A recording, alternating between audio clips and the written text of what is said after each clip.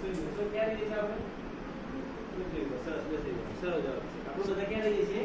પૃથ્વી પર. પૃથ્વીના પેટાળમાંથી આપણને શું શું મળે છે? આપણે છે કે ચાંદી. ચાંદી. સરસ. સોનું. પછી લોખંડ. સરસ. બીજું તો આ લોખંડ, ચાંદી, સોનું આ બધી શું છે? ધાતુ છે. શું છે? ધાતુ. ધાતુ વિશે આપણે ધોરણ 8 માં ભણીશું. બરોબર? તો લખીએ ધોરણ 8 વિજ્ઞાન ધાતુ અને અધાતુ.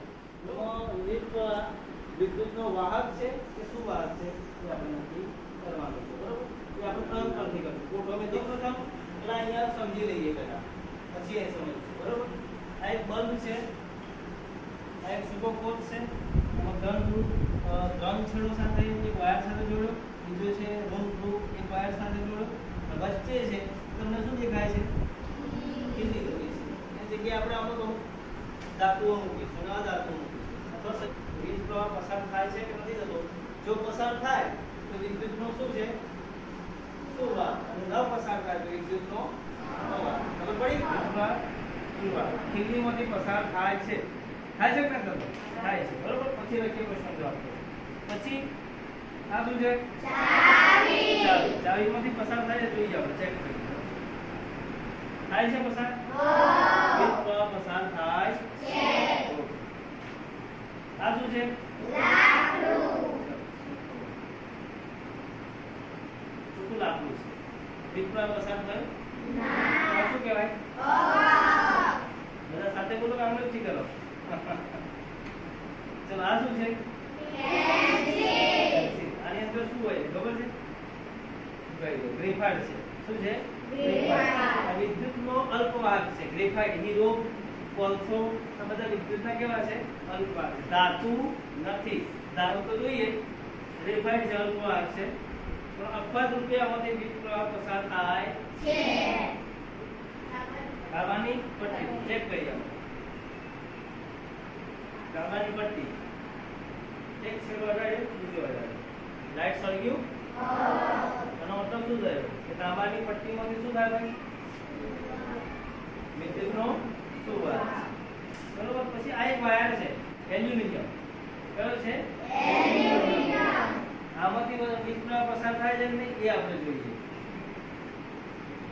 કયો? લાઈટ સળગે છે ને? એનો મતલબ એવો થયો કે જેમાંથી વીજ પ્રવાહ પસાર થાય તો એને વિદ્યુતનો કેવો કહેવાય છે? સુવાહક. અને જેમાંથી પસાર ના થાય તો વિદ્યુતનો શું કહેવાય છે?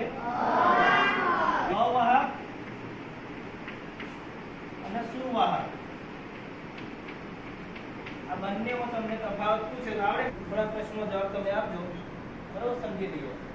ચલો લોખંડની ખીલી એમાંથી વિદ્યુતનું સુવાહક કહેવાય કે જેને આપણે એને આંગળી કરવાની છે. બોલો વિદ્યુતનો શું છે? સુવાહક છે. એલ્યુમિનિયમનો તાર ક્યાં બરોબર? મને બોલો વિદ્યુતનો શું છે? વિદ્યુતનો સુવાહક. ઓકે. તાંબાની પટ્ટી જેને આપણે આંગળી કરવાની છે. બોલો વિદ્યુતનો સુવાહક. ચલો પેન્સિલ, ગ્રેફાઇટ અધાતુ છે, ધાતુ નથી. કેવો છે? અલ્પવાહક. અલ્પવાહક છે. ધાતુ જોઈ ને? વિદ્યુતનો અવાહક જે છે વીજ પરિપથ છે. એમાંથી આપણે વચ્ચે ખીલી મૂકી, પછી તાંબાની પટ્ટી મૂકી, લાકડું મૂક્યું, પછી ગ્રેફાઇટ મૂક્યો, પછી એલ્યુમિનિયમની પટ્ટી મૂકી. આ બધામાંથી વીજ પ્રવાહ પસાર થાય છે નથી તો એ તમને સમજ પડી ગઈ? દરેકને પડી ગઈ સમજ?